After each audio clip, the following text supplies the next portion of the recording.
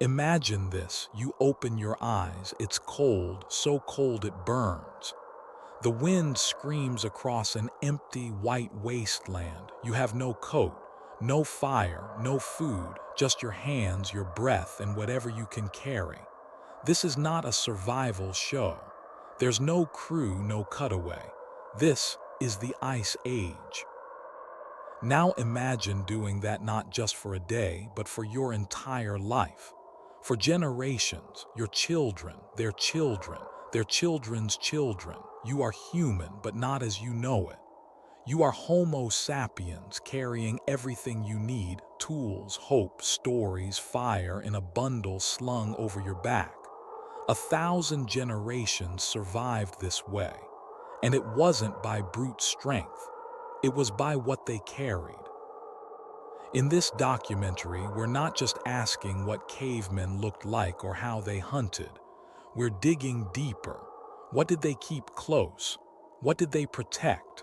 What could they not live without?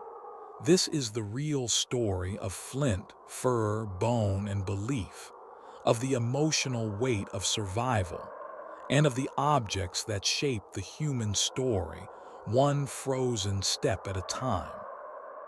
When we hear the words Ice Age, we tend to conjure a world frozen solid, a never-ending winter of woolly mammoths trudging through waist-deep snow, glaciers towering like cliffs, and cavemen huddled in caves like shadows.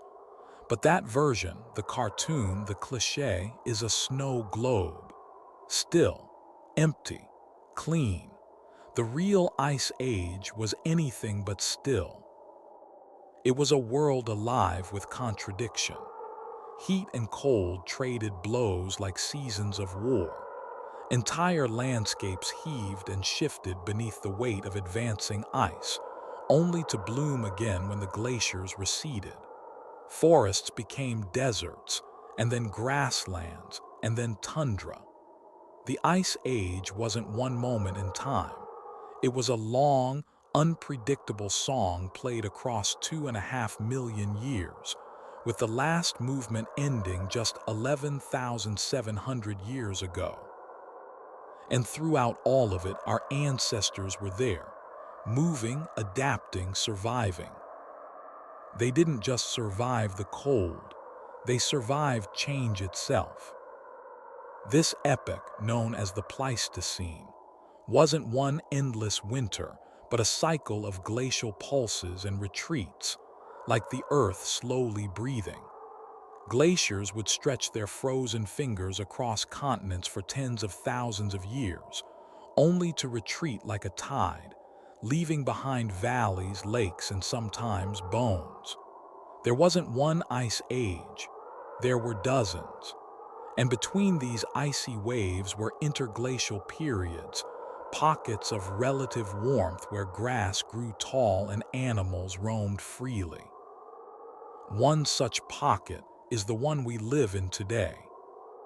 But imagine being born into a world with no promises, where the stars above are the only map, and tomorrow might look nothing like today.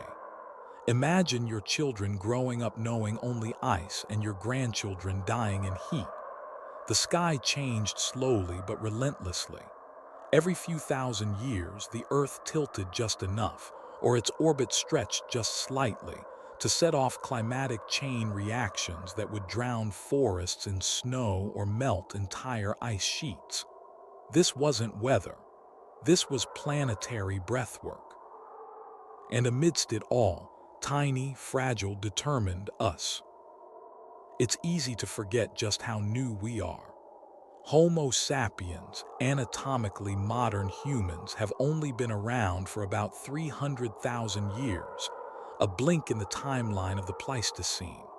Before us came other humans, Homo habilis, toolmakers with small brains and big hopes, Homo erectus, the first to walk long distances upright, and Neanderthals, intelligent, thick-boned cousins whose breath once steamed beside ours in the frozen dawn. Each of them faced the changing world in their own way. Some adapted, some vanished. But for those who survived, survival wasn't about strength. It wasn't about being the fastest or the fiercest.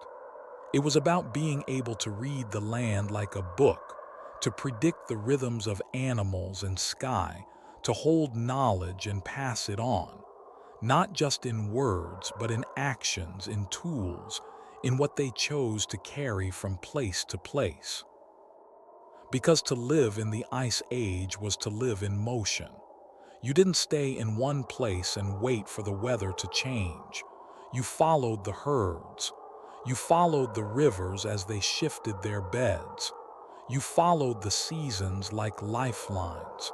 And everything you needed, absolutely everything, had to be carried on your back, in your hands, in your mind. You walked through frost-cracked earth over the bones of giants, through grasslands where lions the size of horses prowled, through forests where elk wore antlers like antlers now worn only by myth.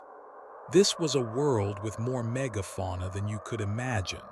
Woolly rhinos, short-faced bears, cave lions, giant ground sloths, and of course, the mammoth, whose bones would one day be used not just for food but for shelter. And in that world, the human body was almost laughably inadequate. We had no fur, no claws, no natural weapons. Our infants were born helpless and stayed that way longer than any other animal. We couldn't outrun predators. We couldn't outclimb them.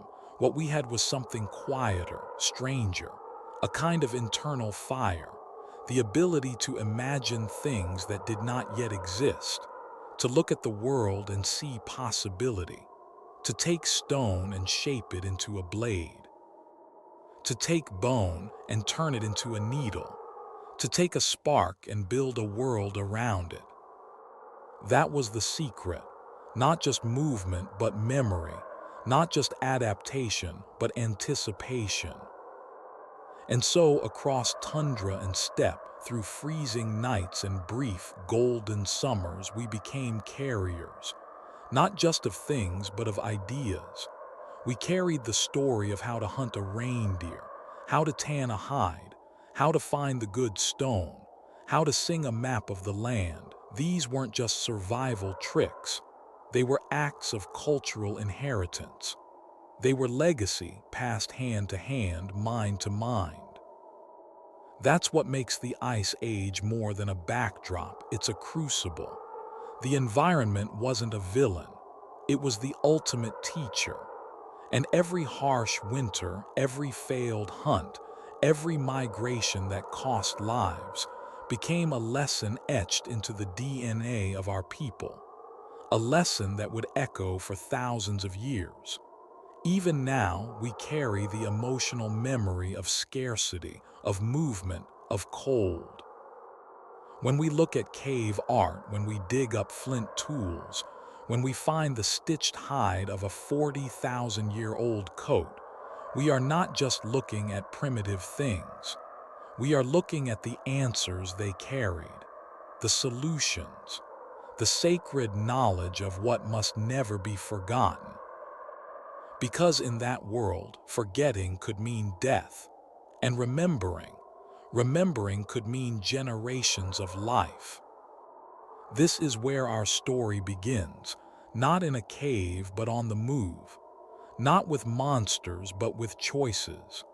The Ice Age wasn't just a test of strength, it was a test of what to carry and what to leave behind. And somehow, across the millennia, they chose right. So the question we ask now is the same one they answered every day, with their hands, their feet, their tools, and their hearts. What do you carry when survival is everything? Let's begin to unpack that question, literally. We start with the first objects humans shaped and never let go of. Not weapons, but tools. The foundation of technology. Carved from stone, carried through fire, and still capable of drawing blood today. Long before the plow turned soil, before cities rose, before even the idea of owning land existed, there was stone, cold, sharp, and whispering with potential. To carry a tool in the Ice Age wasn't just practical, it was revolutionary. It was a statement: I will shape the world before it shapes me. Our ancestors weren't just scavengers or wanderers. They were engineers in fur cloaks, philosophers with dirty hands. Long before the first seed was planted, long before writing or wheels or kings, humans were chipping away at the edges of reality, turning chaos into utility and survival into art. It starts with flint. Flint wasn't just rock, it was the lifeblood of Ice Age technology. Buried deep in the earth, it fractured in a very specific way, conchoidal fracture, a clean break that spiraled out like the ripples of a pond, revealing razor-sharp edges that could slice through hide, tendon, and time itself. With a single piece of antler or another stone, they struck flint and shaped it into blades no thicker than a leaf and sometimes sharper than modern surgical steel. A good flint blade didn't just cut, it lasted. And in a world where everything you carried had to earn its weight, that meant everything. Picture it, a hunter crouched beside a stream, the silence thick with anticipation. In one hand, a flint scraper to peel hide from bone. In the other, an awl to punch holes in skin to make clothing. These weren't disposable objects. They were lifelines. Each tool was carved with intention, skill passed down through generations, flint-knapping knowledge preserved in fingers and muscle memory like ancient choreography. To hold such a tool was to hold not just stone, but continuity. But the genius didn't stop there. Our ancestors began binding stone to wood and bone. They created composite tools, axes, harpoons, spears, by lashing multiple materials together with sinew, resin, and fiber. This was more than clever, it was cognitive evolution. To look at a sharp rock and see not just a blade but the future tip of a spear. To imagine joining materials into something new. It required abstraction. If this fits with that and I bind them together, I create something neither could be alone. That's not just engineering, it's philosophy. The psychological leap here is staggering. Other animals use tools, crows bend wires, chimpanzees strip leaves from branches to fish termites, but humans took it further. We carried our tools. We refined them. We taught others how to make them. This wasn't instinct, it was culture. And culture is heavier than any blade. The iconic hand axe, also called a biface, is the Swiss Army knife of prehistory. It was symmetrical, palm-sized, and endlessly useful. With it, you could butcher meat, dig for roots, split wood, even break bones to get to the calorie-rich marrow inside. These axes weren't just shaped for function. They were often shaped with aesthetic intention, perfectly balanced, carefully crafted. Some were never used at all, perhaps carried as status symbols or gifts or sacred objects. They were both tools and tokens, objects of utility and identity. Imagine walking hundreds of kilometers across Ice Age Europe, with only a handful of belongings wrapped in a hide and slung across your back. Among them, a flint blade and all, maybe a bone needle and that smooth, beautiful hand axe. You carried it like others might carry a phone today, not just as a device, but as an extension of self. It was part of how you moved through the world. And the materials, they weren't random. Certain types of flint were prized more than others. Archaeologists have found evidence that people traveled or traded across vast distances to acquire specific stone. A piece of flint found in southern France might have come from a quarry hundreds of kilometers away. This tells us something profound. Tools weren't just functional, they were valued. A good blade was worth walking for, worth bartering for, worth keeping. Bone tools, too, tell a story of quiet ingenuity. From the discarded carcasses of animals came the raw materials for some of humanity's first specialized equipment. Needles carved from reindeer bone were so fine they could pierce hide and be used for thread made from sinew, thread strong enough to stitch waterproof, form-fitting clothing. These weren't crude garments. They were tailored, insulated, functional in degrees C winds. Let that sink in. Thousands of years before agriculture, humans were not just surviving, they were designing, planning, crafting garments suited for extreme cold. That takes foresight, memory, imagination. We often hear the phrase Stone Age and think of something crude backward. But the truth is, the so-called Stone Age was a time of rapid innovation. Tools evolved in complexity, variety, and design. From Mousterian flake tools used by Neanderthals to the Aurignacian blades carried by early Homo sapiens, the record is clear. Technology marched forward, not in leaps, but in careful, deliberate steps carved from stone and bone. Even the concept of a toolkit, a bundle of select instruments carried from site to site, emerged. Hunters and foragers would often carry a small collection of favorite tools, worn down over time, repaired when broken, cherished when lost.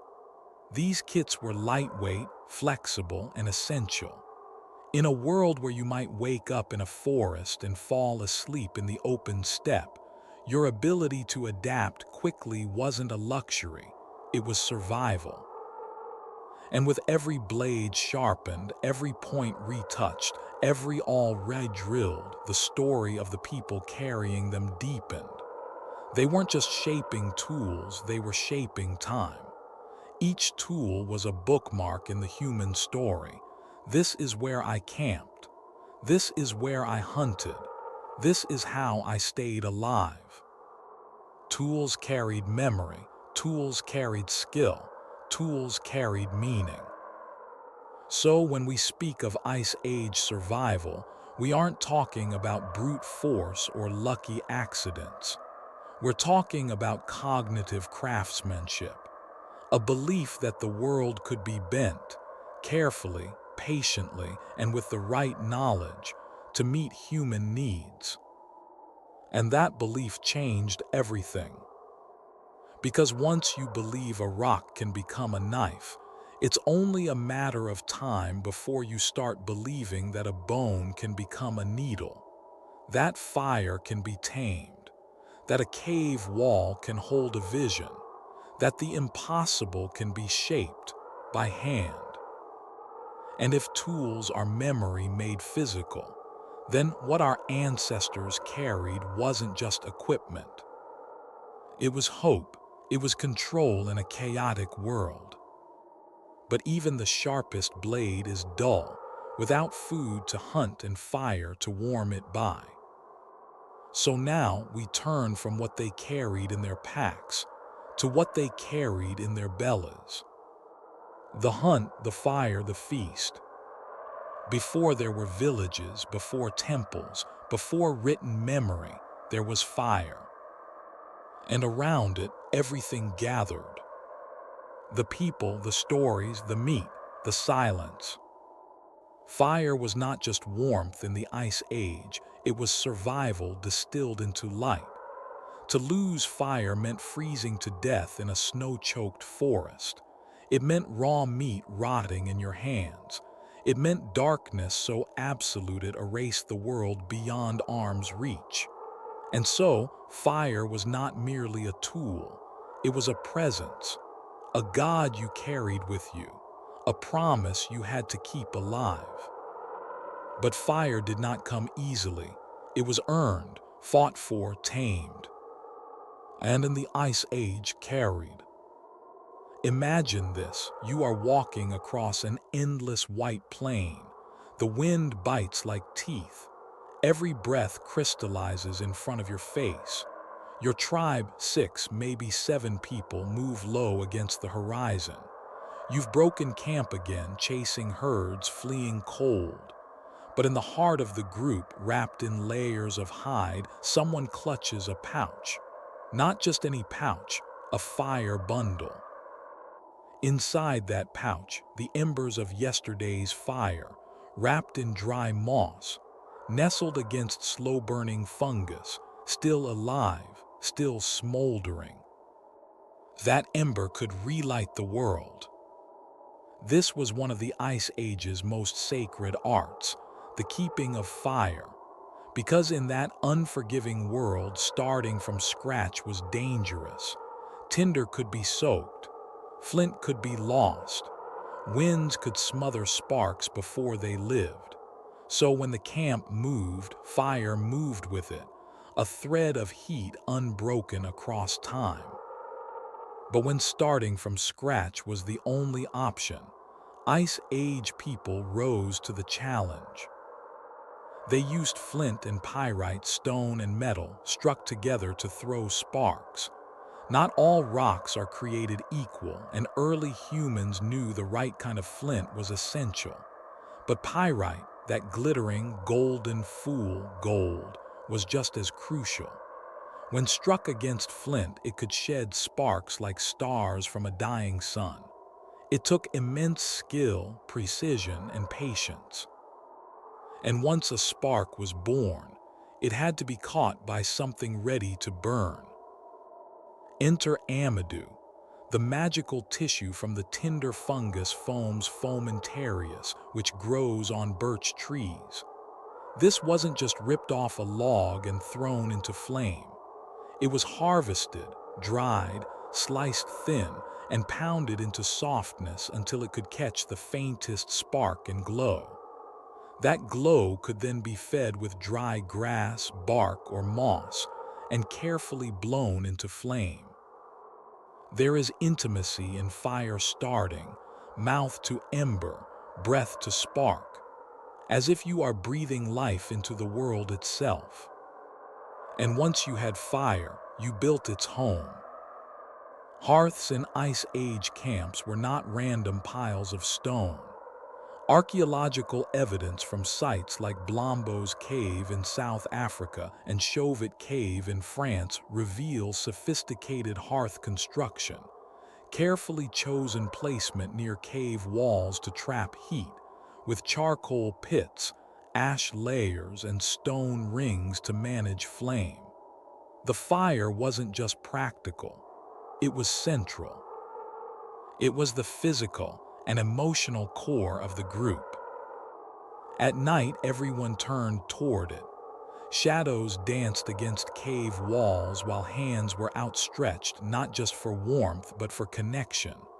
Around the hearth, stories were shared. Food was cooked. Tools were crafted. Skins were sewn. Grief was spoken. Children fell asleep to the crackle of warmth. To lose a fire meant not just cold, it meant losing the rhythm of human life. In Chauvet, the soot of Ice Age fires still blackens the cave ceiling, even 30,000 years later. There, fire lit the first known masterpieces of human imagination, paintings of lions, rhinos, and panthers swirling in ochre and charcoal. In Blombo's, tiny hearths and ochre-stained toolkits show fire as not just utility, but ritual. It was used for heat, for food, for shaping tools, for art, for life. But the fire bundle, that small, burning heart, was something else, something closer to holy. Passed hand to hand, kept alive by breath, This ember became a symbol of continuity. In many cultures long after the Ice Age, the role of the fire keeper remained sacred. It may have begun here in the glacial winds, where one person, perhaps a mother, perhaps an elder, was entrusted with keeping the ember alive across days of travel. Fire marked the space between the animal and the human, the wild and the home. With fire, we didn't just survive the cold, we invaded it. We pushed back the dark and staked a circle of warmth in a hostile world. Even predators hesitated at the edges of firelight. Wolves waited just beyond the flickering orange line. The fire said, "Here lives something new, something thinking." The ability to create and carry fire was not just biological, it was cultural. It required knowledge passed down over generations. Which fungi burn, which wood smokes too much, which stones spark best, how to build a hearth that breathes and holds heat without choking the air. This was wisdom etched not on paper, but into the rituals of daily life. And in many ways, it is one of the first true technologies that humans did not borrow from nature. No other animal creates fire. No other creature carries it between camps. Fire is uniquely ours, a symbol of everything that separates us from the cold wilderness of instinct. It taught us to cook, to wait, to plan. It extended our days and shrank our fear. To keep fire was to keep hope burning. And still, even with flame at their side, the Ice Age people knew that warmth alone was not enough. They had to eat, and hunting, real hunting, was not a quick chase through snow. It was a psychological war waged across the plains. Now that we understand what they used to stay warm, we must ask, how did they fuel the fire inside their bodies? Let's track the mammoth. Let's enter the stalk. Let's hunt. We often imagine Ice Age survival in terms of brute strength, endless walking, hard hunting, rough shelter. But under the layers of muscle, beneath the spears and flint knives, there was something more delicate, something that, quite possibly, changed the course of human evolution. A needle. Not made of steel, not forged in fire, but carved patiently, beautifully from bone. In the frozen reaches of the late Pleistocene, no human could survive naked. The cold wasn't a nuisance, it was a predator. It bit, it numbed, it killed. The Neanderthals, robust and barrel-chested, tried to endure it with cloaks of hide, draped and tied crudely. But Homo sapiens had something more, something stitched, something shaped. They had clothing. And not just clothing, tailoring. This was not improvisation. This was design, intent, foresight. Our ancestors didn't just wrap themselves in fur, they constructed garments. Multi-layered, insulated, mobile outfits customized to the human form. Clothing that could be worn, not just wielded. And behind every stitch was a revolution. The process began with death. A kill meant more than meat. It meant raw material. Once the flesh was stripped and the bones cracked for marrow, the hides were cleaned. Hide scrapers, sharp flint tools, were used to remove every last bit of fat and tissue. This wasn't just for tidiness. A poorly scraped hide rotted quickly, but a well-scraped one, stretched and dried, could last for years. Then came softening, worked by hand, chewed sometimes, soaked in brains, yes, brains, whose natural emulsifiers helped preserve flexibility. smoked over low fires to waterproof it, hardened where needed, softened where it counted. But how do you shape a skin into a garment? That's where the real magic begins. Enter the bone needle, small, sleek, with a delicately carved eye, often less than 5 centimeters long but sharp enough to pierce hide. These needles, some 40,000 years old, are not crude. They are elegant, they are precise, and they signal something extraordinary. Someone was making clothes on purpose. Thread came from sinew, the strong, elastic connective tissue of animals, dried and twisted into fibers. Sinew thread doesn't just hold, it shrinks slightly when it dries, pulling the seam tight like nature's own nylon. That's not accidental, that's insight. These garments weren't random patches stitched together, they were assembled. Tunics, leggings, foot coverings, gloves, even hoods. Layered systems of warmth designed for specific body parts, specific climates, specific mobility. Clothing became a kind of technology as critical to Ice Age life as the spear or the fire. And with it came something else, specialization. You didn't need everyone in the group to be a tailor, just a few.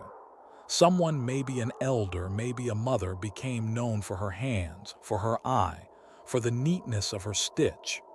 These were the first craftspeople, not just laborers but skilled practitioners of form and function. They shaped not just clothes, but status, survival, and even beauty. This emergence of specialized roles is one of the quiet revolutions of human culture. When someone is freed from constant hunting, allowed instead to refine a skill, you get mastery, you get culture, and with it, the beginnings of identity. Clothing wasn't always invisible, it spoke. In Siberia's Yana rhinoceros horn site, dating back over 30,000 years, archaeologists have found tiny decorative beads and pendants made from ivory and bone, carefully drilled and polished. They weren't tools, they weren't weapons, they were adornment, worn, likely sewn into clothing. Patterns of self-expression, symbols that may have signaled tribe, status, or simply style. This was more than function. This was the first whisper of fashion, of meaning woven into fiber. In the cold, clothing meant life, but it also became something more, a second skin that held identity, memory, story. A child might wear the fur of the first caribou their mother killed. A hunter might wear hair fur trim as a mark of agility. A partner might sew bone beads into the hem of a lover's coat. Across Europe and Asia, evidence of complex tailoring emerges again and again. The stunning preservation of the Sungir burials in Russia, dating back 34,000 years, reveals children laid to rest in elaborately stitched clothing adorned with thousands of ivory beads. The craftsmanship is breathtaking. The time required to produce such items, hundreds of hours. No one would invest that energy into garments unless they mattered. And they did. They mattered immensely. Because it's here, in the story of stitching and wrapping and threading, that humans broke through one of evolution's hardest ceilings: environmental limitation. With tailored clothing, humans could step into environments no primate had ever conquered. Tundras, steppes, mountains, glaciers, places where skin would freeze in minutes. Wrapped in fur and hide and sinew, they extended the range of their biology. The Neanderthals, despite their strength, may have lacked this edge. Evidence suggests they used cloaks, perhaps tied with belts but not tailored garments. No needles have been found in Neanderthal sites. No signs of structured seams or fitted layering. And in climates that demanded precision, that difference may have been fatal. Tailoring didn't just keep us warm. It moved the borders of what was habitable. It allowed mothers to carry infants through snow. It let hunters stalk across frozen plains without freezing. It let entire groups outlast winters that would kill the unprepared. It was not just clothing. It was adaptation woven into being. And it was deeply, beautifully human. Because even in the most utilitarian layers, we left traces of ourselves. A spiral bead, a painted strip of hide, a cut made in a flourish, invisible to all but the maker. Evidence that even in survival, style emerged. So when we imagine Ice Age life, don't see only the spear. Don't see just the flame or the mammoth or the cave. See the quiet hands by the fire, the stitch pulled tight, the sinew not tied, the mother wrapping her child in the warmth of a garment made from memory and skill. These were not brutes. These were engineers of warmth. Clothing was not a luxury. It was evolution by needle. And yet, as warm as garments kept us, and as sharp as our tools had become, the Ice Age offered another enemy, one that couldn't be hunted, stitched, or scraped. It was time itself. Seasons, years, patterns of return and absence, cycles written not in language but in the stars, the sun, the movement of animals across the horizon. So how did they track it? How did Ice Age people, without calendars, without clocks, know when to move, when to stay, when to prepare? To answer that, we must leave the fire, the tools, the clothes, and step into the sky. Before the hunt began, before the fire was stirred from embers, before the path forward was decided, someone reached for their pouch. Not just any bag, not a sack of scraps or clutter. This was the pouch, a carefully tied bundle of hide, soft with wear, darkened by years of touch and weather. Its contents were not random. They were a life distilled into objects, small, sharp, necessary. If fire was the heart of Ice Age survival, the toolkit pouch was the mind, the extension of thought into preparation. It was carried daily, kept close at night, checked obsessively. What modern people do with pockets or phones, Ice Age people did with this. Let's open it. Inside first the blade. Not a grand sword, nothing heroic, just a sliver of flint or obsidian pressure flaked to a razor edge, small enough to lose in the grass, sharp enough to skin a hair or slice sinew. It was often wrapped in cord or bark for a better grip. If it dulled, it was reflaked. If it broke, it was replaced. But there was always a blade. No one left camp without one. Then the fire kit.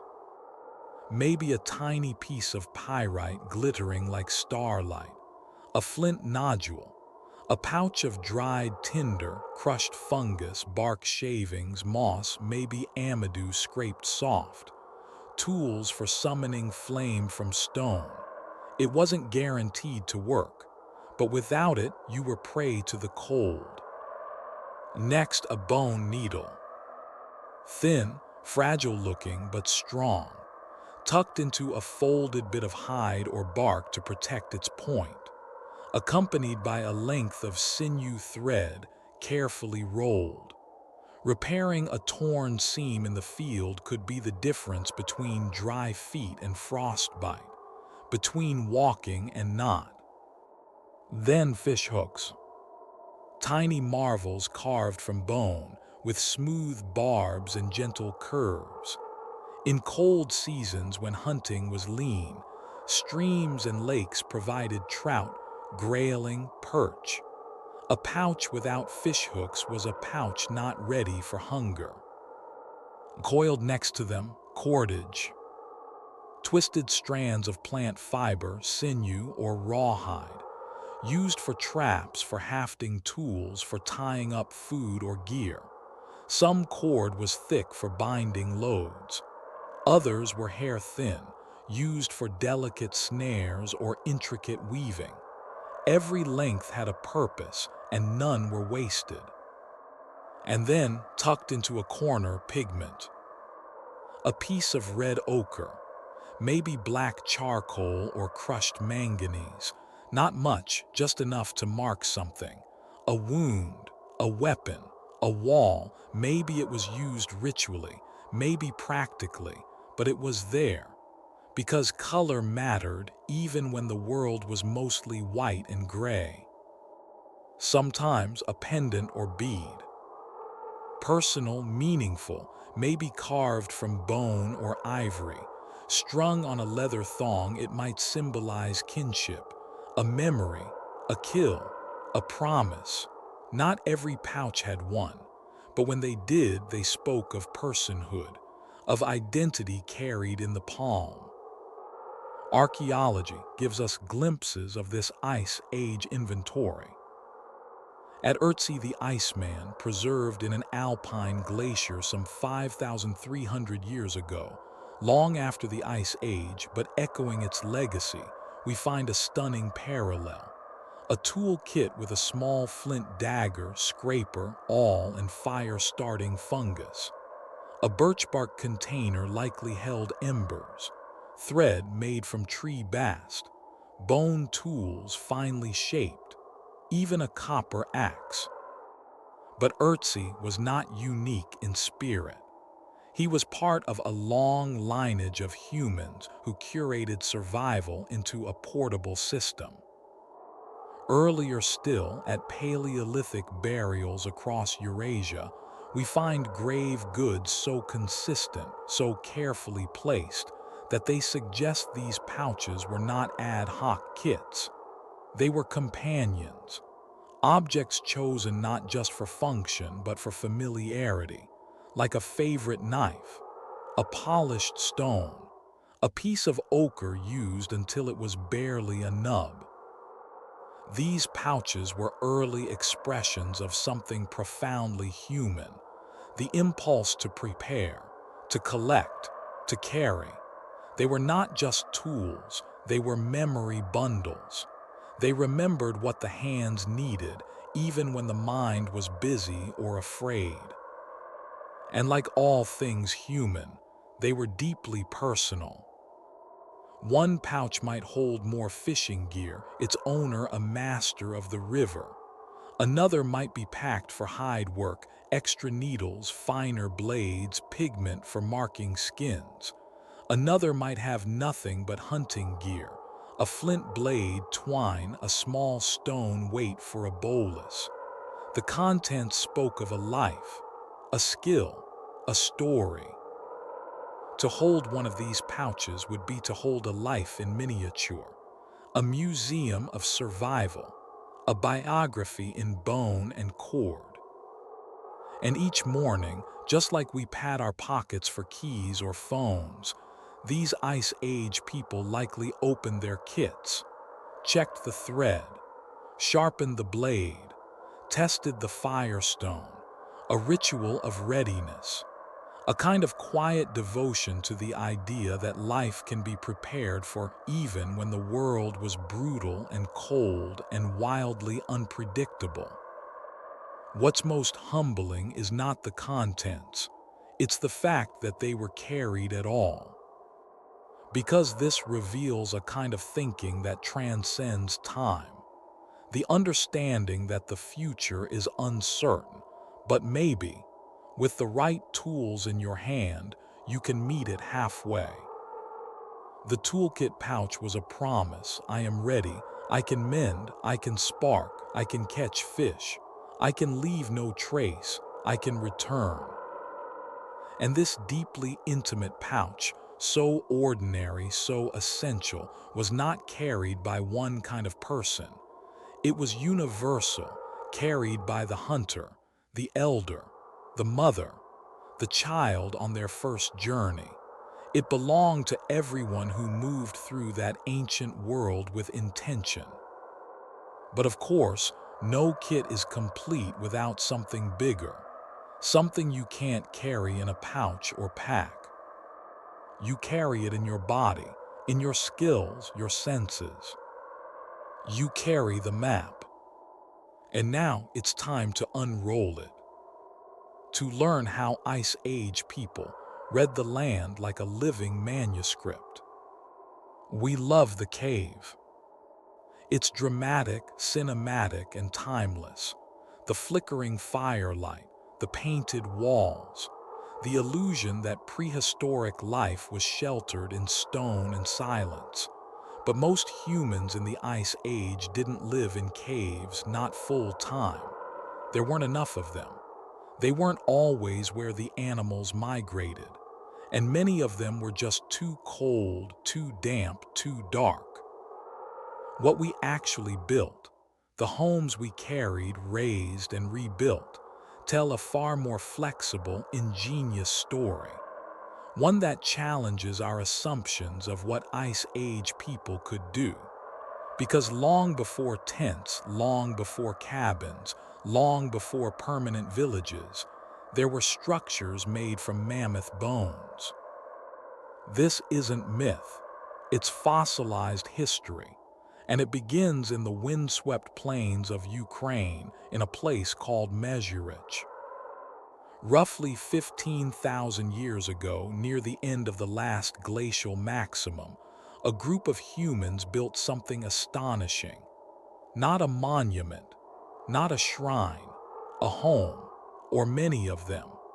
The remains found at Mezhyrich reveal circular dwellings constructed not with wood, not with bricks, but with the skeletons of giants. Dozens of mammoth jaws and skulls form the walls. Curved tusks arch upward like ribs of a cathedral. Some houses used more than 100 mammoth bones in a single structure, and these weren't random piles. They were placed, aligned, woven with intent. Bones became beams. Skulls became anchors. Jaws lined the foundation. The weight of the dead reimagined as shelter for the living.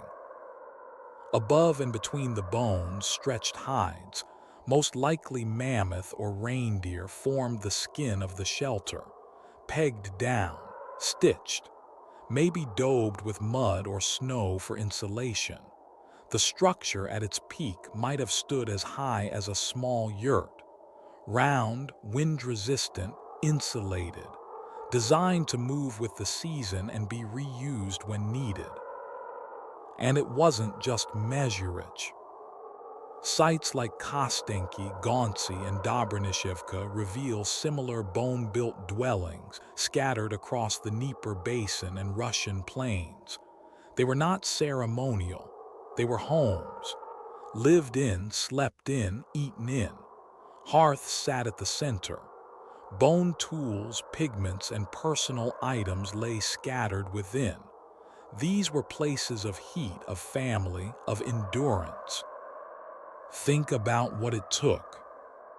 To haul dozens of mammoth bones, each weighing hundreds of pounds, required coordination. Planning, tools, maybe sledges, maybe rolled on logs or dragged across frozen ground. This wasn't improvisation, it was architecture. Early humans didn't just kill the mammoth, they inhabited it. And yet, they weren't always this massive. Not every Ice Age dwelling was a monument. Many were transportable, framed from wooden poles, hazel, pine, or birch, and covered in hides, held with cordage and stakes, sometimes insulated with snow piled around the base, the equivalent of a semi-permanent tent, light enough to carry, strong enough to last. In France, sites like Pinsevent and Pavlov show remains of smaller structures, stakes, post holes, circles of stone that may have weighed down the edges of hide tents. At Pavlov, mammoth scapulae were used as part of the wall. Bone and hide again, always the materials that were near, always reshaped with intent. The logic was simple. Follow the herds, carry the knowledge, build when you must. Home was not fixed, it was responsive. And these Ice Age homes were not crude. The Mesurich houses show evidence of organized zones, areas for sleeping, for working, for cooking. There's even a pit lined with mammoth bones that may have stored food in the frozen earth like a refrigerator. Another pit contains pigments, red ochre, charcoal, perhaps for body paint, ornament, or marking clothing. These were lived-in human spaces, structured chaos. The same way a modern home holds backpacks by the door, half-washed dishes, a scattered pile of tools.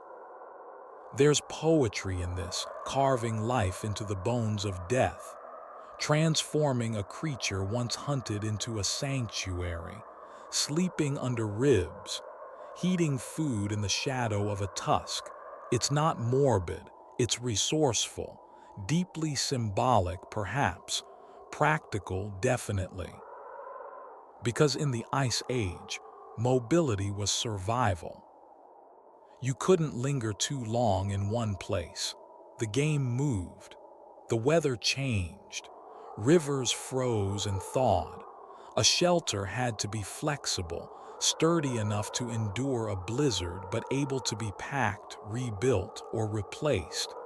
It wasn't the permanence of architecture that mattered. It was the memory of how to build that survived.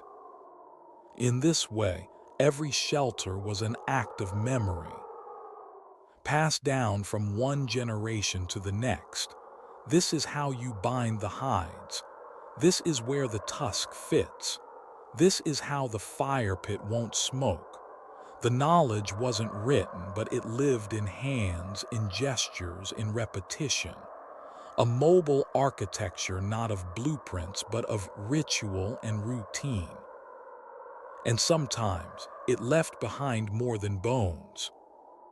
At some sites, the dwellings themselves became story maps, decorated with lines of ochre, symbolic carvings. Some skulls show intentional etchings, spirals, zigzags, scratches that might have meant nothing or everything. Was it art? Language, a kind of magic to hold the house together? We don't know, but we do know this. When we look at mammoth bone houses, we are looking at more than survival. We are looking at belonging. A moment when early humans said, "This is where we stay, if only for a while." And inside those homes, tucked by the fire, were not just bodies. There were tools, stories, songs, food cooking, needles stitching, children sleeping. Shelter was not just a wall, it was life ordered against the wild. And what they carried, what they knew, was not just how to build a home from what had died. They knew how to bring everything they needed with them: fire, tools, needles, memory. But how did they know where to go next? How did these people of bone and hide, of fire and frost, move with such certainty? They had no maps, no GPS, no trail signs. What they had was something more ancient, a map written into the landscape, into story, into memory itself. And to find it, We need to follow them forward, across the white horizon, into the rhythms of migration and the wisdom of stars. There are things you can carry that leave no weight on your back. They don't bulk up the pack. They don't help light a fire or stitch a boot. They won't trap a hair or scrape a hide. And yet, you never leave them behind. Because in the Ice Age, as now, humans didn't carry just what they needed. They carried what they believed. At the bottom of a pouch, tied to the inside of a tunic, tucked into a fur hood or buried beneath the hearth fire, were objects that meant nothing to the animal world and everything to us. They were small, quiet, often unassuming, but each one carried stories, fears, hopes. Each one was a human soul in disguise. Take the Venus figurines. Scattered across Ice Age Europe and Asia, from France to Siberia, these palm-sized carvings appear over and over. The most famous, the Venus of Willendorf, is only 4 inches tall. No face, exaggerated hips, breasts, belly. She was carved over 25,000 years ago, from limestone not found near where she was discovered. She was carried. But why? Was she fertility? Was she the earth? Was she memory of a mother or prayer for one? No one knows for certain, but someone held her, carved her, kept her. Long after food was eaten and firewood burned, she remained. A human figure shaped by human hands, passed down as something sacred, something powerful. And she wasn't alone. There were others carved from ivory, stone, even antler, male and female, human and animal. Some were hybrids, part bison, part man. Some were only symbols, their meanings long lost. But the act was the same, a human carrying a story too big for words. The Ice Age mind didn't divide the world as neatly as we do. Tool and totem, sacred and useful, survival and ceremony. These were not separate categories.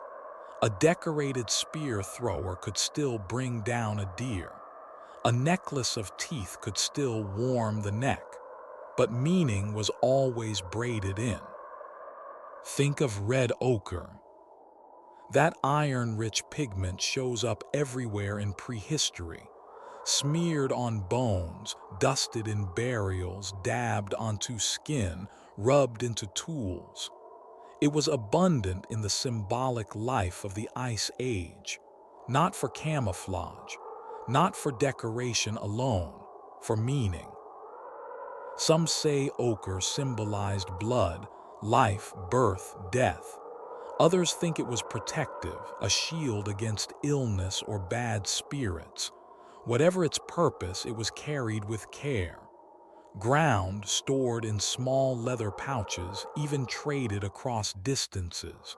A pigment became a kind of language, one that didn't need to be spoken. Then there were amulets, tiny carvings, pendants, beads. At Dolní Věstonice in what is now the Czech Republic, archaeologists found small animal figurines made of fired clay dated to over 26,000 years ago. Some had holes. They were meant to be worn, not for display but for closeness.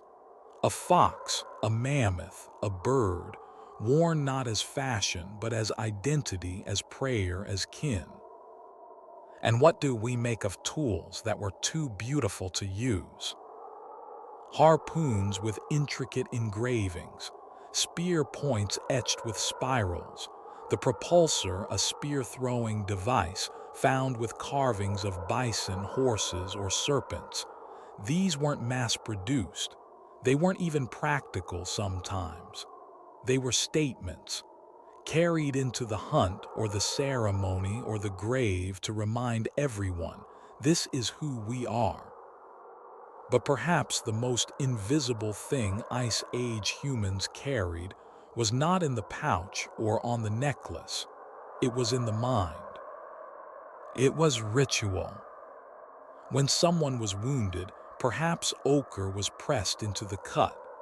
When a child was born, maybe a stone was whispered to, then buried under the fire. When a mammoth was killed, perhaps a hair was taken, wrapped around a bone, and cast into the river. These acts left no artifact, but they left a pattern, a rhythm of behavior, repeated, inherited, believed. And who carried this pattern? Often it was the shaman. Not always male, not always a mystic in feathers, but always a listener to dreams, to weather, to the bones. They may have carried tools of their own, drums made from stretched hide, pouches filled with stones or bones, figurines rubbed smooth by generations of hands. They were part healer, part storyteller, part psychologist, long before any of those words existed. Their burden was heavier than most, not because of gear, but because of expectation. To know what the dreams meant, to read the birds, to comfort the dying, to call back the sun after the long dark. And they too were travelers. Across tundra, across generations, across the veil of what we now call the unknown. But let's not forget the ordinary person. The mother who tucked a carved bead into her daughter's sling. The hunter who wore his father's tooth pendant. The child who shaped a little bird from clay and kept it hidden in a pocket of fur. These were not leaders, not shamans, just people, but they carried meaning too. Because what all of them knew, what they taught without words, is that survival is not enough. You have to remember who you are. When you carry the symbol, you carry the self. You carry hope, legacy, belonging, a reminder that you're not just meat and breath and hunger, but something more. In that way, the Ice Age human wasn't so different from us. We still wear necklaces. We still keep lucky coins, pressed flowers, rings from the dead. We carry photos, charms, poems folded into wallets. We still believe in quiet moments that some objects are heavier with meaning than with mass. And so, when they packed their gear for the journey, the Ice Age people didn't forget these things. They carried knives and needles and fire, but they also carried memory. Carved into ivory, pressed into ochre, whispered into bone. They carried what could not be left behind, belief. And now we return to the ground beneath their feet, to the ice and stone and smoke, to the moment when survival meant knowing where you were and where to go next. At night, when the wind howled over the plains and the fire sputtered low, there was a sound more ancient than language. A low, steady breath, warm fur pressed to skin, the weight of another heartbeat close, trusting, alive. Not human, but not quite wild either. Long before humans built cities or even planted crops, we found our first companions not in other tribes, but in other species. And the one that walked beside us, through blizzards and black forests, through hunger and migration and myth, was the wolf that became a dog. This chapter begins not with a leash, but with a glance. A moment between species, tens of thousands of years ago, when survival crossed paths with something softer, mutual recognition.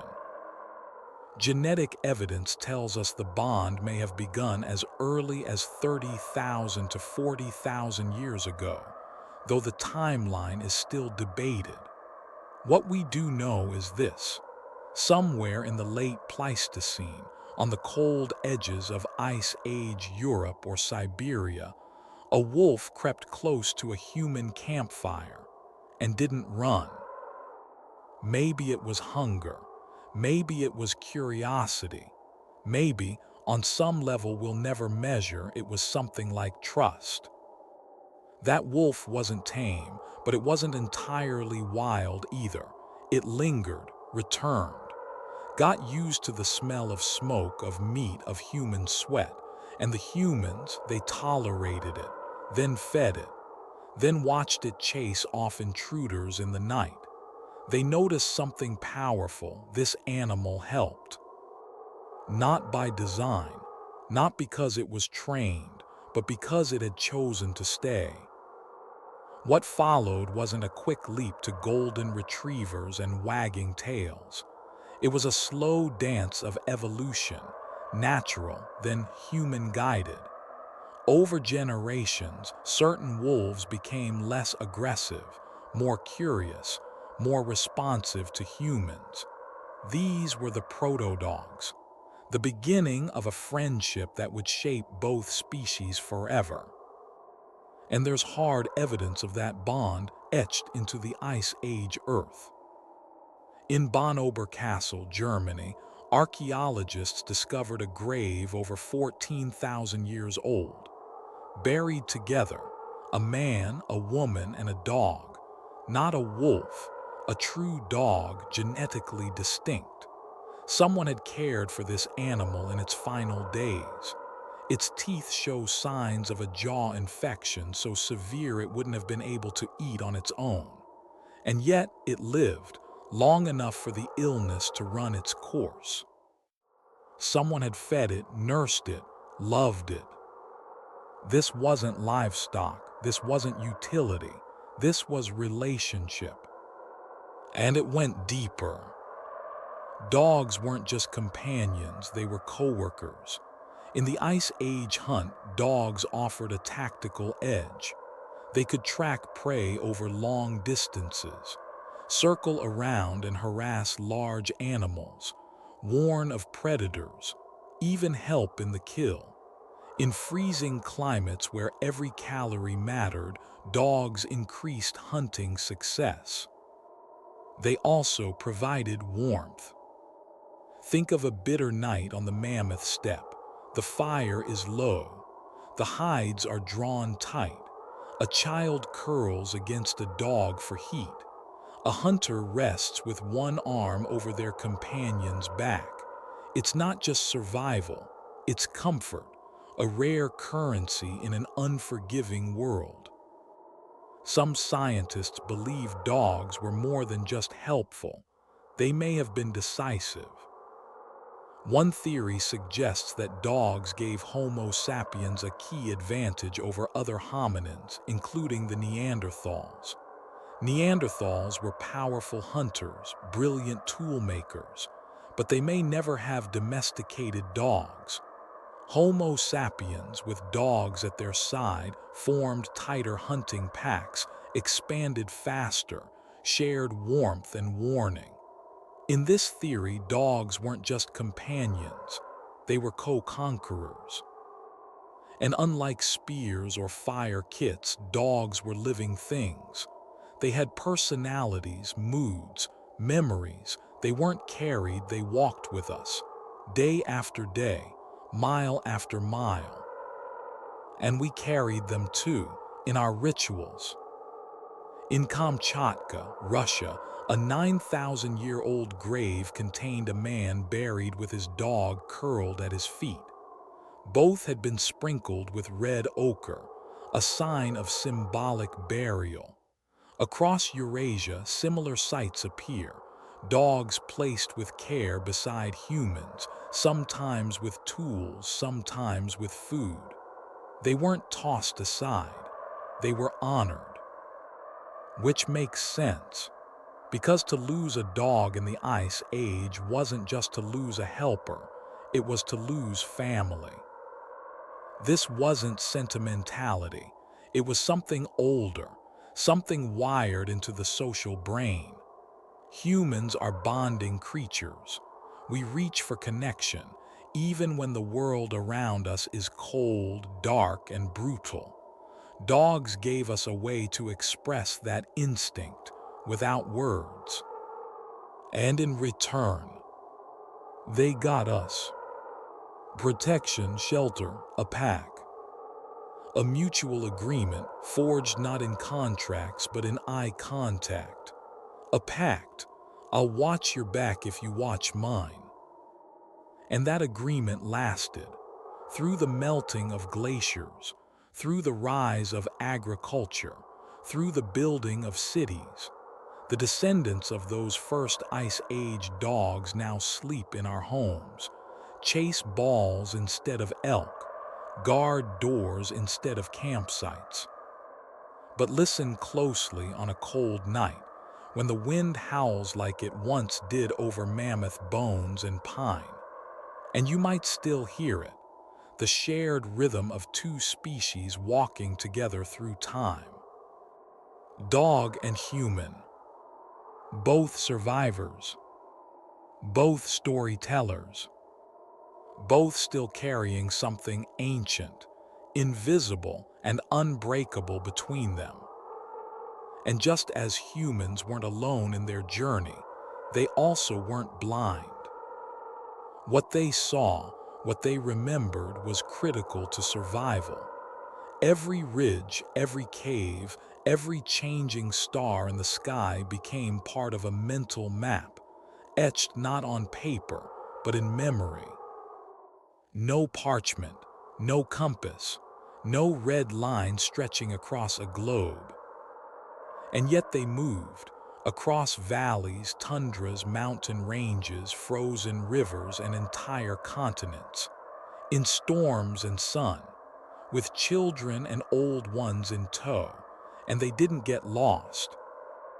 This is one of the great, quiet marvels of the Ice Age.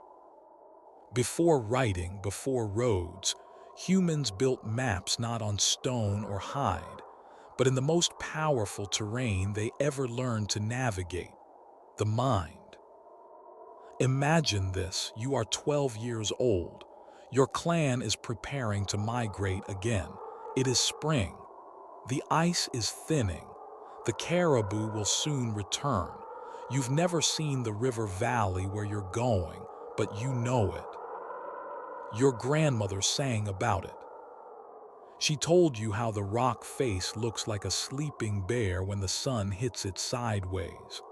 How, when you smell spruce resin on the wind, the trail splits left. How the stars tilt in late spring, marking the route across the pass. How the bones of the ancestors rest near a crooked tree, and you do not camp there. You have never written this down. You couldn't if you tried. But it is in you: song, story, smell, rhythm, repetition. A living, breathing map passed down not with ink but with voice. This was the map you carried, and everyone in your clan carried a piece of it. Modern scientists call it cognitive cartography, the ability to build and recall mental maps of complex environments. But to Ice Age people, it was just memory, taught like fire making or hunting, memorized not as fact but as story. Because a list of coordinates won't stick, but a story tied to death, to love, to survival that you remember. This way of thinking isn't lost. Indigenous Australians still speak of songlines, routes across the land encoded in songs, each verse corresponding to a feature in the landscape. You don't just sing the song, you travel it. In the Arctic, the Inuit still navigate by stars, drift patterns, and place names so layered with history they double as oral encyclopedias. The Ice Age people likely had their own versions. In southern France, inside the caves of Chauvet and Lascaux, we see clues. The animals painted on the walls were not random. They tracked the seasonal movement of herds, the rhythms of migration. These weren't just decorations. They were memory palaces, visual cues to remember where, when, and how to move with the land. To be alive in the Ice Age was to be constantly oriented, to know the habits of prey animals, the timing of meltwaters, the routes that brought you to summer berries or winter shelter. And this knowledge wasn't stored in scrolls, it was stored in people. Elders were living libraries. Shamans were walking archives. Children learned roots as they learned to walk, absorbing the land like a second language. Every landmark, every oddly shaped boulder, lightning-split tree, or echoing canyon became a syllable in a story older than memory. And the stories were sticky. This is where the bear nearly killed your uncle. This is where the sun set too early, and we knew the cold was coming. This rock drinks the rain, so when it's wet, the spring has begun. They weren't just poetic, they were functional. Memory in the Ice Age wasn't a luxury, it was infrastructure. The same way a modern traveler needs a passport, a map, and a weather report, Ice Age humans relied on an internal network. Sightlines, patterns, sounds, smells, even the shapes of clouds and bird song. And they carried it all without a bag. Some researchers call this mental luggage, the non-material knowledge that moves with you. It includes not just directions, but cultural codes. How to greet another tribe, when to trade, what animals are sacred, which plants heal and which ones kill. To forget a route might mean starvation. To forget a taboo might spark war. This is the burden of oral culture, but it's also its genius. Without books, the mind gets strong. Memory becomes elastic, layered, associative. Stories aren't entertainment, they're hard drives, compressed and optimized through myth, rhyme, rhythm. That's why so many ancient stories rhyme or repeat, because they had to survive the wind. And this memory was social. You didn't carry the whole map alone. One person might know the eastern routes, another the animal signs. A third might remember every freshwater spring for 50 miles. Together, the group became a neural network, a distributed brain. But even within that collective map, some memories were deeply personal.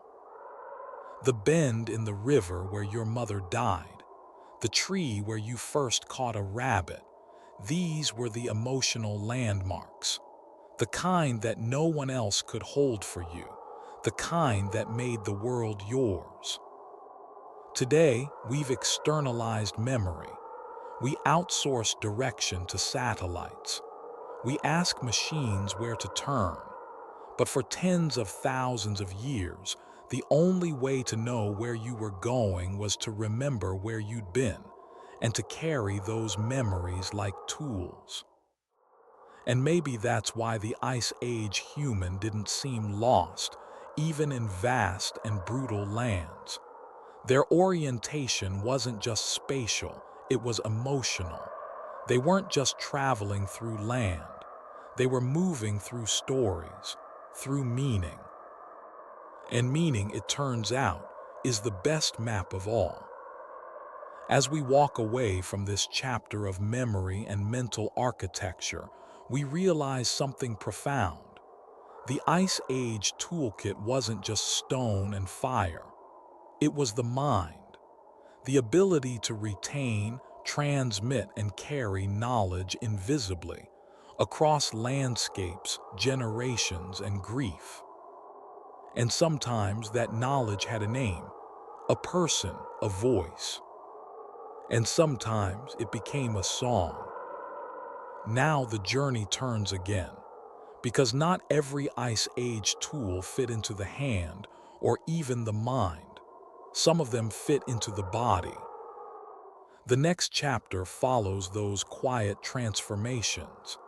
How we became endurance machines, how we bent our biology to survival, and how even our gait was shaped by the need to move through deep time. Before we had restaurants or recipes, before farming or markets, food was not a choice. It was a calculation, a risk, a measure of life or death tucked inside every pack. To walk across the Ice Age world was to burn energy constantly. Calories weren't indulgence. They were currency.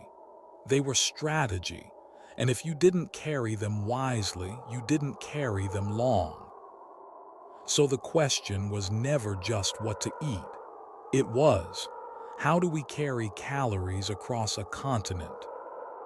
There were no backpacks made of nylon, no granola bars, no ready-to-eat rations. But there was ingenuity, bitter, hard-won, bone-deep ingenuity. Because in a frozen landscape where fresh food was rare and seasons were savage, survival meant engineering food that lasted. Let's begin with a staple, meat. Not all meat is created equal. Fresh meat spoiled quickly in fluctuating temperatures, especially in spring thaws. So Ice Age hunters didn't just kill, they preserved. Large kills like mammoth or reindeer weren't consumed all at once. They were processed with remarkable precision. Drying was one of the simplest and oldest methods. Meat was sliced thin, hung on racks and dried in the wind and sun, or smoked slowly over embers. Without moisture, bacteria struggled to grow. What remained was lean, chewy, and incredibly dense in protein. But protein alone wasn't enough. In extreme cold, the human body demands fat, slow-burning, calorie-rich fuel. And the Ice Age people knew this. They didn't throw away bones, they cracked them open. Marrow, stored inside the shafts of large animal bones, was a prized food, rich in fats and nutrients. Sometimes it was eaten fresh. Sometimes it was sealed inside rawhide or bark containers to be warmed later over fire. Then there was rendered fat boiled from animal parts, cooled into tallow or grease. This was Ice Age butter, used to coat meat, preserve berries, or simply eaten straight. It was also portable. Imagine a leather pouch filled with congealed mammoth fat, tied tight, tucked into a belt. Strange to modern eyes, but to a Pleistocene traveler, it was a goldmine of calories. Other forms of Ice Age trail mix included combinations of meat and fat, most famously pemmican, a dense mixture still used by some indigenous cultures today. Dried meat was pounded into a powder, then mixed with fat and, if available, dried berries. The result? A compact, high-energy food that could last for months, no fire needed. And yes, there were berries, even in the Ice Age. During warmer seasons, humans foraged everything edible: wild berries, roots, nuts, bulbs. These weren't just snacks, they were strategic nutrition. Stored in bark containers, leather pouches, or even hollowed-out bones, dried berries were critical sources of vitamin C and fiber, helping stave off disease like scurvy during long winters. Then came the fish. Along rivers and coasts, smoked fish became a staple. Hung in shelters, dried slowly over low smoke, fish was lightweight and storable. It could be eaten as is or rehydrated in stews. Even fish oil, extracted and stored in bladders or animal stomachs, became a precious resource used for cooking, light, and nutrition. But to preserve food, you needed tools. One of the most universal was the scraper, used not just to prepare hides, but to clean meat from bone. Then came carving blades, sharp and flint-edged, used to fillet, dice, or debone. Archaeological finds show that some Ice Age peoples even carried grinding stones, flat, heavy stones paired with smaller ones used to crush seeds, roots, or even dried meat. These weren't casual items. They were deliberate burdens, heavy, yes, but essential, because food wasn't just about the hunt. It was about preparation. And once food was ready to carry, you needed something to put it in. Ice Age containers came in many forms, shaped by the environment and the animal at hand. Animal bladders made natural waterproof bags, lightweight and durable. Rawhide pouches, stitched from sinew and softened by chewing, were used like modern-day sacks. Some communities used birch bark or woven grass to make baskets. Others hollowed out antlers or bone to create cylindrical storage vessels. Every piece of an animal was potential packaging. The key to all this was strategy. Ice Age humans understood the metabolism of their bodies better than we do today. They knew when to eat lean, when to eat fat. They knew how much energy it took to climb a ridge, cross a river, or track a herd. Food wasn't just carried, it was calculated, part of an ongoing arithmetic between land, body, and time. And perhaps most poignantly, food was also a bond. Imagine a group huddled together after a brutal march, fire crackling, a pouch is opened. Inside, a sliver of dried caribou, a few stored berries, some marrow fat warming in a shell, nothing glamorous, but everything earned. That food wasn't just sustenance, it was memory, a reminder of a successful hunt, of the land's brief generosity, of hands that dried it, feet that carried it, mouths that shared it. In that moment, food became more than calories. It became a story of cooperation, planning, foresight, and trust. And still, even in its rawest form, Ice Age food culture held hints of something deeper. The act of preserving was also the act of projecting into the future. It said, "I will need this tomorrow." It implied a timeline, a belief in return, a sense that we will still be here. To carry food was to carry hope. And not every group survived. We know this. Climate changed. Herds shifted. Some routes failed. But those who lasted, who carried fat and berries and smoked fish across thousands of frozen miles, they did something radical. They turned hunger into a system. And in doing so, they fed not just themselves, but the future. Because what they carried in their pouches, those careful, greasy, indispensable bundles, became the ancestors of every pantry, every ration pack, every emergency meal we've ever known. Food was technology, it was science, it was community. And above all, it was freedom. But food wasn't the only necessity tucked into the folds of their lives. There were other things, equally light, equally vital. Some they wore, some they remembered, and some they gave away. In the next chapter, we enter the world of gift economies, of tools traded like stories, and networks that stretched farther than the eye could see. Because survival didn't just come from what you carried alone. It came from who you carried it for. Long before we carried blades or fire kits, before beads or berries or bundled meat, we carried something else, something deeper, etched into the double helix of our being. Survival itself. What if the greatest things Ice Age humans carried were not on their backs, but in their blood? This story begins inside at the cellular level, with molecules that don't forget, with adaptations shaped by frost, starvation, and endurance so profound they etched themselves into the genome. It's easy to talk about stone tools and shelters. They're tangible.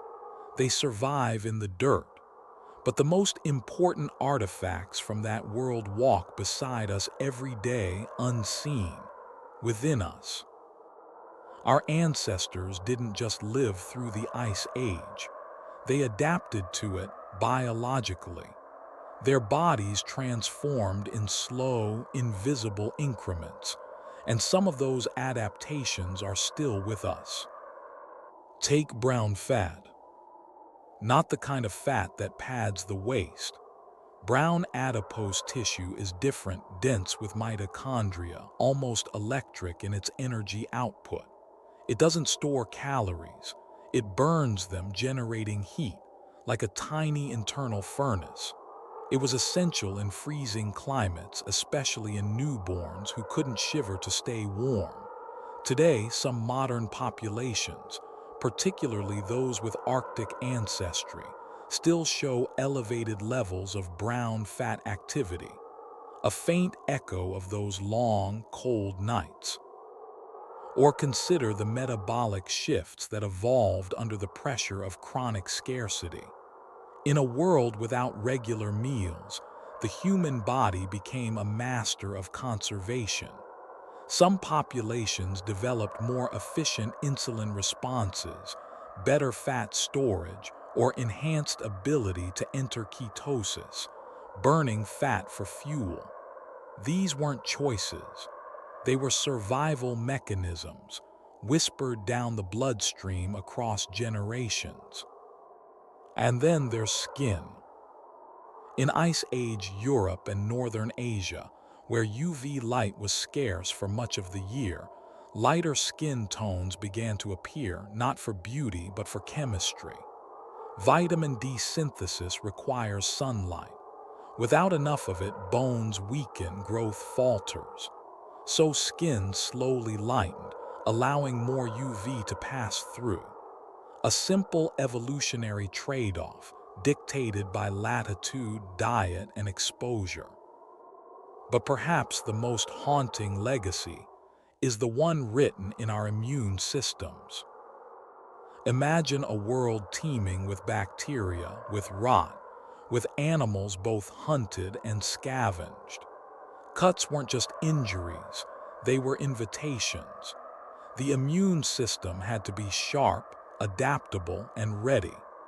Over tens of thousands of years, genes associated with inflammatory response and disease resistance became more prominent in Ice Age populations. Today, many of those same genes still help us fight infection, but they may also contribute to modern autoimmune disorders, where the body turns its defense inward. The cost of ancient vigilance playing out in today's overactive immune systems. But not all inheritance came from our species. The Ice Age wasn't lonely.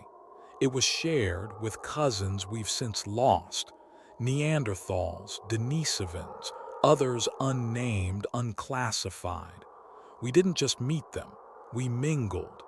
And through that interbreeding, small fragments of their DNA live on.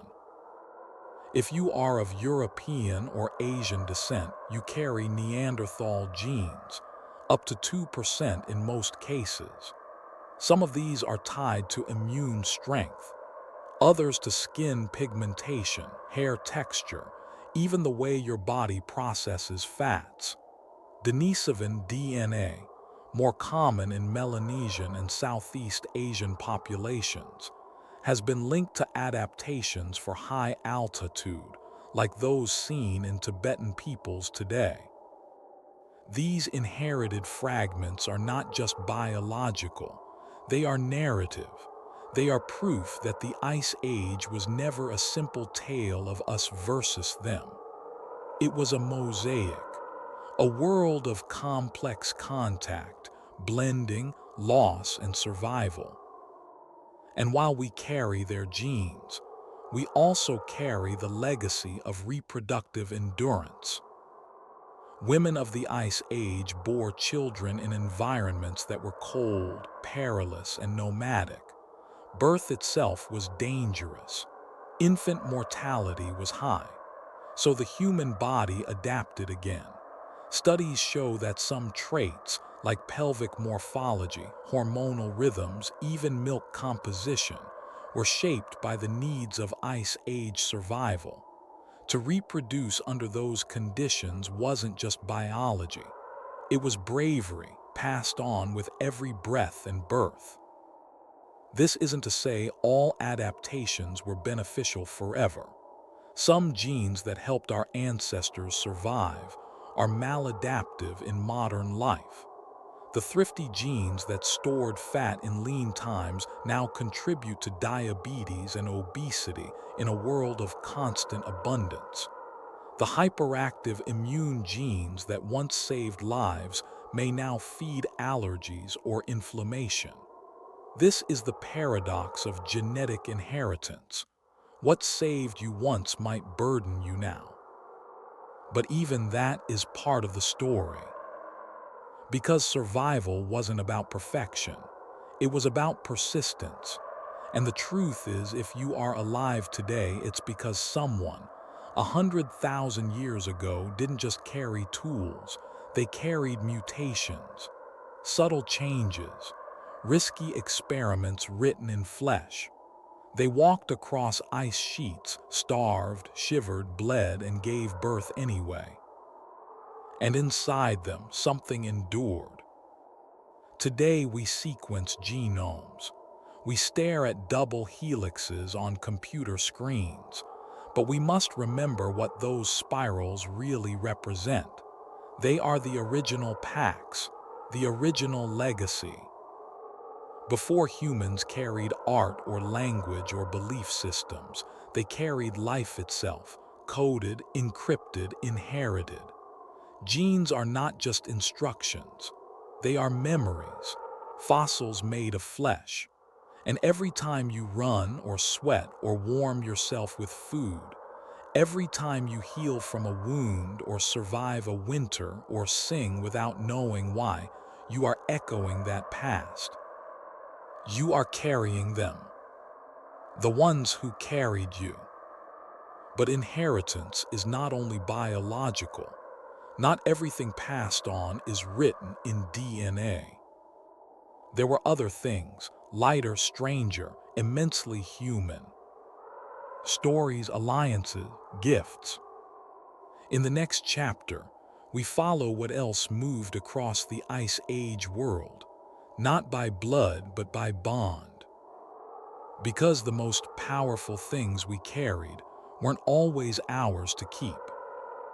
There is a moment, quiet, sacred, unrecorded, when breath leaves the body. In the Ice Age it came often, sometimes in the cold, sometimes in childbirth, sometimes at the claws or teeth of the world. But death was not an end, not for them. When we dig into the earth and find a burial site, bones wrapped in ochre, tools beside hands now turned to dust, we are not just uncovering remains. We are touching the outlines of love, of memory, of a grief that once stood shivering under the stars and asked, "What do we leave behind?" This chapter begins where life ends, at a grave. Not a modern one with tombstones and marble, but a pit dug into frost-hardened soil tens of thousands of years ago. In Sungir, Russia, north of Moscow, where winters still press hard, we find one of the oldest known expressions of ceremonial burial. A man, perhaps 60, laid on his back. Around him, thousands of mammoth ivory beads arranged in rows. On his arms, bracelets carved with care. A long, straight spear carved from ivory, its craftsmanship rivaling anything made today, rests near his body. And beside him, in a separate grave, two children, buried head to head, dressed in garments studded with beads, nearly 5,000 in total, each one carved, polished, sewn into place. Why? Why would a people scraping survival from an Ice Age landscape pour such labor, such artistry, into death? Because they understood something we often forget, that what we choose to carry into death reveals who we were in life. In the Czech region of Dolní Věstonice, another grave, this one of a woman, maybe 40. Her spine curved by scoliosis, her hips disfigured, she would have walked with pain if at all. And yet she was buried with deliberate care, her body placed between two mammoth scapulae, red ochre poured around her skull, a flint tool at her side. To her people, she was not an outcast. She was important, perhaps a shaman, a healer, a storyteller, someone whose spirit mattered. Across Ice Age Europe and Asia, we see this repeated. Graves containing shells carried from distant shores, carved animals, bone flutes, a fox pelt tucked beneath a child's head, tools not just useful but beautiful, decorated, personal. A blade might have functioned as a hunting knife in life, but it became a symbol in death, a mark of the person's identity, skill, place in the group. Even in the Paleolithic, humans did not bury bodies. They buried people. And in doing so, they asked questions we still ask today. Where does someone go once their body stops? Do they still need warmth, a weapon, a guide? In the upper Paleolithic layers of France, a young man was buried with the antlers of a stag placed beside his head. Were they trophies of his prowess, symbols of the animal's spirit guiding his journey, or offerings to deities we no longer remember? Some graves contained infants cradled in ochre, their heads adorned with beads. Others held elders surrounded by objects they may have touched daily, a scraper, a drill, a figurine. These were not accidents. This was care. And then there's the pigment. Red ochre. A rusty, iron-rich earth pigment found in burials from Africa to Europe to Australia. It stains bones, colors stone, marks ritual. In death, it becomes symbolic blood, life carried into the afterlife. Its presence in so many burial sites tells us something profound, that even without writing, humans marked death with color, that they reached for symbolism, for ritual, for continuity, and perhaps for comfort. Because grief, like fire, had to be carried too. We often think of Ice Age humans as brutal, stoic, hardened by necessity. But these burials contradict that. They reveal tenderness. They reveal a longing for remembrance. The kind of ache that leads a mother to place beads around her child's neck. The kind of love that carves a flute from the wing bone of a bird and lays it beside a friend, so they can carry music into the dark. And then there are the figurines. Tiny carved bodies, some voluptuous like the famous Venus of Willendorf, others abstract. We find them in graves and in campsites. Were they fertility tokens, ancestral spirits, protective charms, They are objects of mystery, yet unmistakably human. Some were buried, others were broken deliberately in rituals. Each one was more than just an artifact.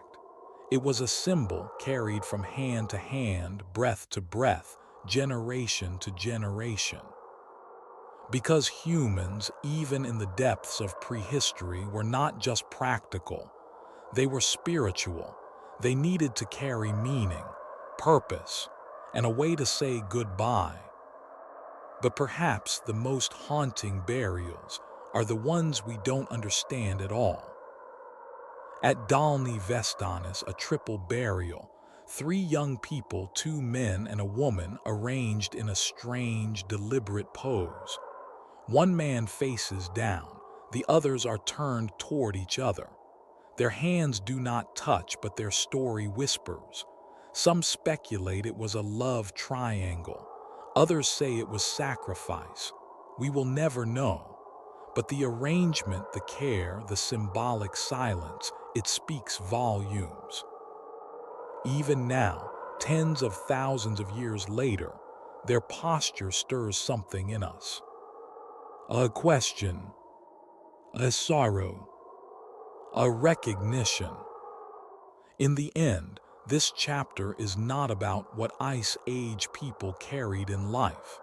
It's about what they thought mattered enough to carry through death. What was essential when nothing else remained? It was never just tools. It was memory, spirit, identity, love. And it leaves us with one final truth. What we carry tells others who we are. But what we choose to leave behind, that tells them what we believed in. As we close, we step back, from graves, from artifacts, from the Ice Age itself, and we ask, what have we inherited from them, not in bone or blood, but in spirit? And what are we now carrying forward? There's no ice under your feet, no mammoths on the horizon, no wolves packing the tree line as dusk falls. But you're still carrying something. You always have. In your bag, in your pocket, in your head, in your heart. We tend to think of the Ice Age as something sealed away, trapped beneath glaciers, unreachable behind museum glass. But we're not as far from it as we like to believe. Scratch the surface of our modern lives and its echoes are still there, whispering through the quiet moments, through the things we can't leave home without. A phone, a photograph, a key, a charm on a necklace rubbed smooth by years of touch, a voice message from someone gone, a child's toy, a folded letter. Our ancestors didn't carry these things, but they carried the reason why. The Ice Age was cold, yes, brutal, unforgiving, but it was also long, staggeringly long, tens of thousands of years. And in that time, humans learned not just to survive, but to survive together, to carry forward not only tools and meat and fire, but memory, meaning, connection. Today, we carry different tools. We no longer scrape hides with flint or tuck fire fungus into birch bark pouches, but our tools still serve the same primal needs: protection, orientation, reassurance, sometimes even prayer. That phone in your pocket, it holds maps, messages, pictures of loved ones. Just like oral stories carved mental maps into Ice Age minds. Just like beads sewn onto tunics said I belong. Just like ochre marked someone as worthy of remembrance. We haven't stopped carrying survival kits. We've just made them digital, emotional, symbolic. Consider the lucky charm. The smooth stone passed from parent to child. The old photograph in a wallet. These are modern talismans, our own Venus figurines, our own mammoth ivory beads. They don't protect us from the cold, but they shield us from something just as dangerous: disconnection. The ache of being alone, the fear of being forgotten. And food. We still stash snacks in glove boxes, pack emergency meals, hoard cans just in case. It's a leftover instinct passed down through generations who never knew when the next hunt would succeed. It's not paranoia, it's memory. Not ours, perhaps, but deep ancestral memory carried in blood. Even anxiety, in a way, is a form of survival, a signal inherited from people who had to stay alert, who had to scan for danger. Worry was useful then. In small doses, it still is. It means we care. It means we remember. But above all else, we carry stories. That's what we've always done. Around fires, across continents, through art, through song, through language. Stories that make sense of the world, of suffering, of joy. Stories that teach us who we are, where we came from, and what matters. The Ice Age people didn't leave us books, but they left symbols, burials, figurines, campsites, tools worn smooth by years of use. They left signs that they loved, that they hoped, that they prepared not just for tomorrow, but for generations yet unborn. You're part of that right now. Every time you tie a necklace around your neck, lace your boots before a hike, or slip a note into someone's bag, you're echoing a lineage that goes back 50,000 years. You're carrying forward what they carried too. Not flint, but faith. Not sinew, but memory. Not just tools, but the unbreakable thread of being human. In the end, this story isn't about stone or bone or fire. It's about the heart, about the invisible things that kept people warm even when the world froze over, about how survival was never just about teeth and tools, but about tenderness, about meaning, about carrying each other. The Ice Age is gone, but the human spirit that walked through it, it never left. So look at what's in your bag, your pocket, your home, your life. And ask, what are you carrying? And more importantly, what will you leave behind? That is the legacy of the Ice Age. Not mammoths, but meaning. Not glaciers, but grace. And not just survival, but the will to carry beauty, memory, and love, even through the coldest dark. Fade to black, quiet breath, a single spark of fire in the distance.